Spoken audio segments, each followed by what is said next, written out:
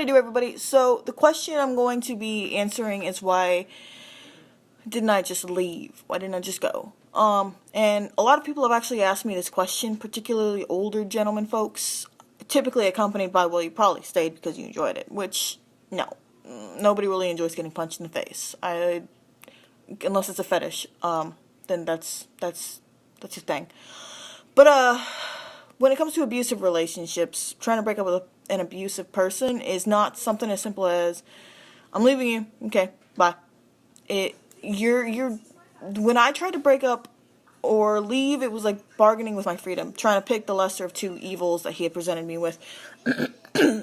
Because when I had first tried to leave, he basically just told me, no, I'm not allowed to. And then it very quickly turned into, well, if I'll let you break up with me, I'll let you date other people if you continue to have sex with me.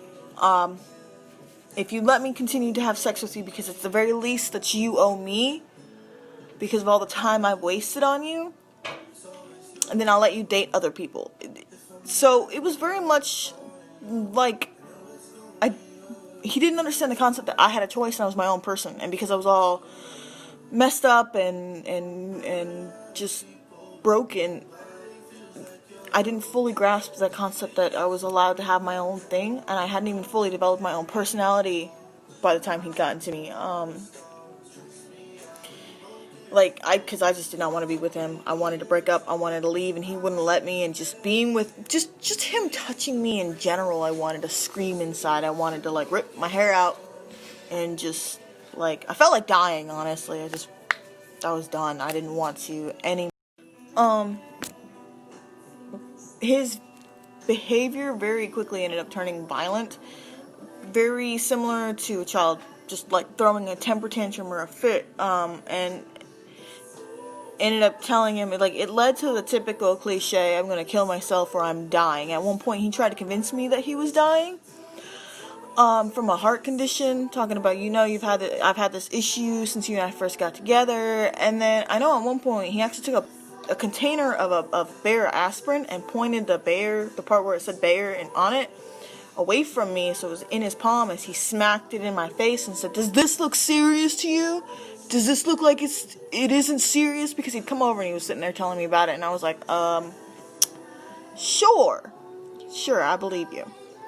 And when I took it and I turned it and I looked at it and looked at him, he just started giggling, talking about, well, the nurse said I needed to. Once he started realizing that didn't work and I really didn't care about him anymore, I didn't care to be with him anymore, he tried to use our daughter as a ploy to get me to stay with him. He would sit there and talk about, oh, well, she's gonna hate you. She's gonna hate you for leaving me. And then it was, I was replaceable. I didn't deserve to be my daughter's mother. I'm not worthy of being my daughter's mother, as if she's some god. And he would tell me how replaceable I am and how he's already got a replacement for her, or for me. And then it was, oh, well, I'm going to make your sister be her replacement, so that way there isn't a whole lot of questions, talking about my sister being my replacement for my daughter, being my daughter's mother. Then he tried to sit there and talk about how he slept with this chick and that chick, again, bringing my sister into the mix, talking about how he slept with her, like he said he was going to do in the beginning of the relationship. He honestly actually used my daughter the whole time, trying to get me to stay. But the other in-betweens he would use is, he would sit there and tell me he had access to all of my social media, and he was going to turn everybody I loved against me, everybody I gave a crap about, all of my friends, all of my family. And for the most part, he actually seemed to have succeeded in that. He had access to my social media accounts, to get into them, and he would use information from me talking to them, basically to be like, oh, well, she's a really bad person because she divulged me in your guys' world and told me all of your guys' secrets. And he tried to use that to get a lot of people to just not want to generally be friends with me, or he would just use the information to his benefit. And he did that with, I think, everybody that I talked to. He's tried it so far. Eventually I just kind of got tired of it because I knew what he was doing. I just couldn't, he wouldn't let me try to fix it because he would tell a lie to somebody at random and I would be like, well, that's not how it worked. Or he would sit there, like, for instance, he would sit there and tell people at his job, oh, well, a child isn't mine, she cheated on me, but I'm just staying here to take care of the baby, to be a good guy, and everybody would be like, oh, you're such a great guy, let me sleep with you type of crap, is what he would tell me, basically what would happen. And I wasn't allowed to go and try and rectify the situation. He would just make me just seem like a generally bad person, like I was the abusive one. And he would also take information he found on my socializing, like I was expressing a concern to a friend of mine I had when I wanted to leave him, but I was worried about him taking away my daughter. And he's like, oh, well, just so you know, such and such is not a good friend because he told me that you told him blah blah blah, and it's upsetting to me that you would tell him and you would discuss this with him when it has nothing to do with him. And the reason why I'd gone to said friend was because I didn't have really any experience as far as that came with actually getting custody or anything. So I'd spoken to this other guy, and then my ex was like, hey, he told me. But I found out later on it was because he had accessed my computer, which, this is actually kind of a funny story. So he purchased me a phone I didn't want and I didn't need. Like, I was perfectly content with the phone I had, but he was telling me it was a piece of garbage, blah, blah, blah. So I was like, fine, whatever. You're getting this for me as a gift. That's fine. Well, he very quickly, it became, I wasn't allowed to have any privacy. Anything I said to anybody was for him to know too.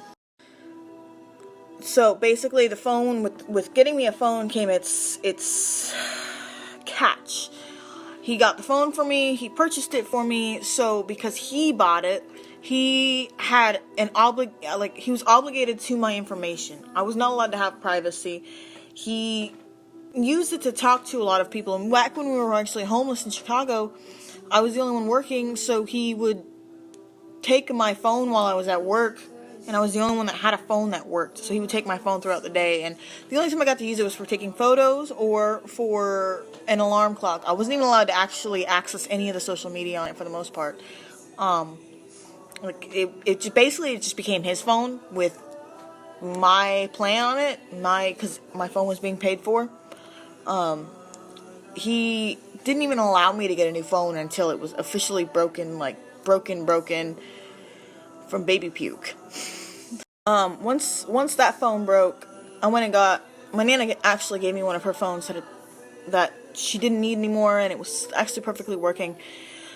I still love that phone, but now I can't use it, for reasons. And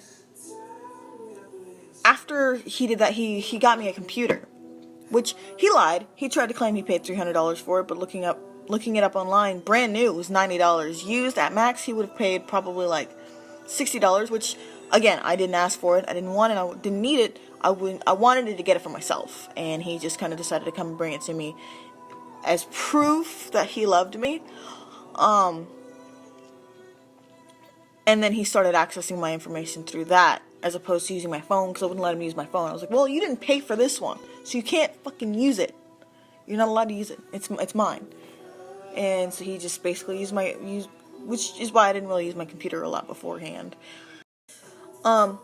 Basically, what it all ended up summarizing to in the very end was him not only threatening to turn the people that I gave a crap about against me, which he tried.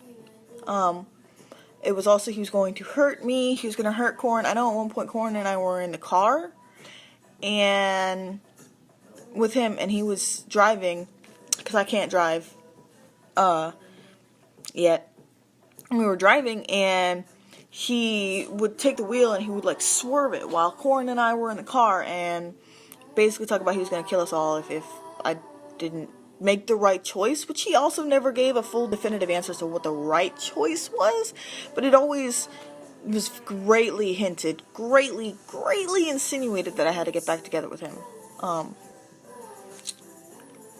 And he just didn't want he didn't want to allow me to have a support system with the family that I was with, because his family supported him, I guess.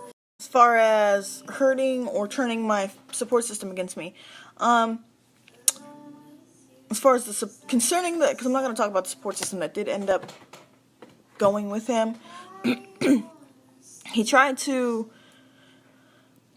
convince multiple guys that I was just trying to be friends with, that I was a whore, I was a bad person, I was a liar, I was blah blah blah. He tried to do the same thing with my best friend. He tried to convince him that I was this bad person and I was just crazy and blah blah blah. And with my Nana, he tried to convince her to side with him because he had the baby and that's what was most beneficial for her. Allegedly, he knew what was best for all of us, apparently.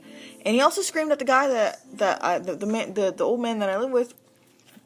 He tried screaming at him in the phone that he needed to throw me out of the house. As far as screaming at the guy I live with, he would basically tell him that he needed to kick me out, and it was the only way I would get back together with him is if I was homeless. And he would make some very accusatory remarks that were quite concerning. He tried to convince my Nana at some point to meet him at a dock, but this was already after he had hurt someone I'm very close to. So it started to really bring to life that worry that he was actually like unstable enough to hurt the people that I give a crap about just because they give a crap about me and they want to try to protect me and keep me in their best interests. And so I just felt so stuck. Like I was never going to get away. The reason why I didn't just leave, the reason why I stayed wasn't because I missed him, wasn't because I loved him, wasn't because I thought he was going to change. I honestly felt like I had no way out. I had no one to talk to, no one to go to. I thought that if I left and I didn't have a car or any form of shelter, because I thought that if I left I wouldn't, that I would be basically homeless with my daughter, and in the end and in the long run he would end up taking her away from me like he had been sitting there telling me he would do over and over and over again.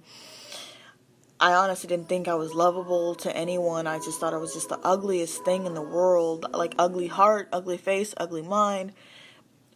And he would sit there and plant it in my head, basically making me wonder if maybe I was actually the abusive one. He would sit there and tell me things like, you don't know who I am and what I'm capable of. I am capable of many, many destructive things. And I was just... I was stuck. I was so close to breaking. I was so close to just being broken. And a lot of the damage is still there, and I'm aware of it, but I figured unless I had healed from it, nobody would want me. And like, who could want someone as damaged as I am? Who would want someone as fat as I am? Who would want someone as ugly as I am? Who would want someone as selfish and obnoxious and unmindful and lazy as I am? And I did finally end up leaving, you know, but it did take a lot out of me to leave. And I didn't leave until after I had broken up. Like, I had broken up with him, and then it took months for me to actually get him out of my life. So, you know, long story short, just I need anyone in this situation to fully understand that there is a way out. You can get out. There are resources you can call. There are people you can call. There is always somebody. Even if you don't see them, even if you want to hate them, even if you think that they hate you, there is somebody out there who gives a crap about you and who gives a crap about the children that you may have with you and only wants what's best for you. I need you to understand that there's a way out, really. That's just... And even if it's just not, even if me telling you isn't what's going to convince you, there's somebody out there that's going to convince you. And you'll get out, and then things will get better. But while you're with them, they're never going to change. They don't love you. They never will. They never did. They liked an idea. And you fit the profile.